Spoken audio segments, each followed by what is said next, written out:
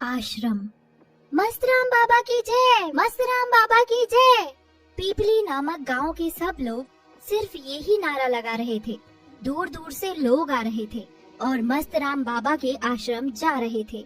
ये सब देखकर सोनिया अपनी पड़ोसन विमला से कहती है, दीदी आप सब लोग कहाँ जा रहे हो?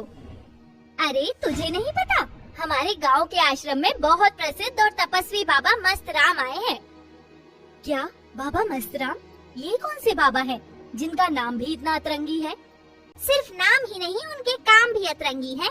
हमारे गांव की सभी गरीब बच्चियों को उन्होंने नौकरी दिलवाई है अपने आश्रम में, और जिन औरतों के बच्चे नहीं होते थे, बाबा की कृपा से सबके आज बच्चे हैं।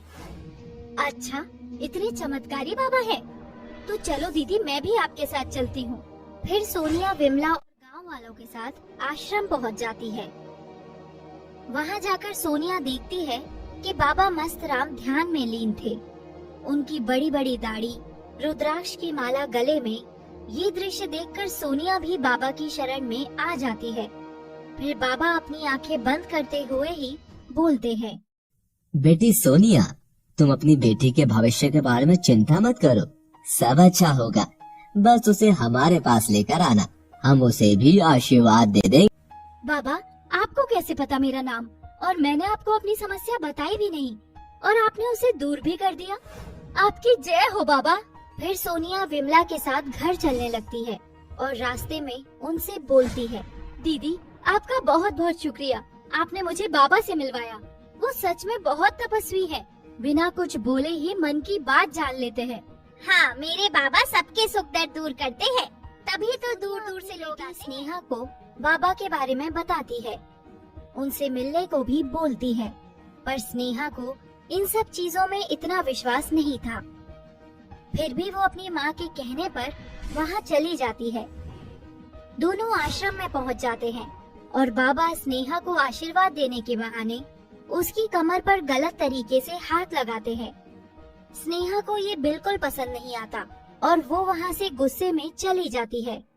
घर पहुंचकर इससे पहले स्नेहा कुछ बताती, उसकी माँ उसे बहुत डांटती है। ये क्या तरीका था स्नेहा, तुम ऐसे वहाँ से क्यों आ गई? बाबा क्या सोचेंगे हमारे बारे में? उनका इतना अपमान मैं बर्दाश्त नहीं करूँगी। तुझे कल ही उनसे माफी मांगनी होगी। पर माँ, पर वर्क कुछ नहीं, चलना है मतलब चलना है, समझी? अगले दिन फिर से सोनिया अपनी बेटी को लेकर बाबा के पास पहुँच जाती है। बाबा इसे माफ कर दो, इससे गलती हो गई, ये अभी नादान है। कोई बात नहीं बच्चा, पर हमें लगता है कि तुम्हारी बेटी पर किसी का बुरा साया है। इसे कुछ दिन आश्रम में ही छोड़ दो, हम सब सही कर देंगे, वरना इसकी मृत्यु निश्चित है। मुझे कोई खतरा नहीं है और तुम जाओ यहाँ से, ये मेरा हुक्म है। फिर बाबा के सब चेले और सुरक्षा कर्मी चले जाते हैं, सिर्फ बाबा और अनोखी रह जाते हैं। जैसा तुम चाहती थी मेरी जान, अब सिर्फ हम दोनों हैं। अब बाबा को अपना जादू दिखाओ।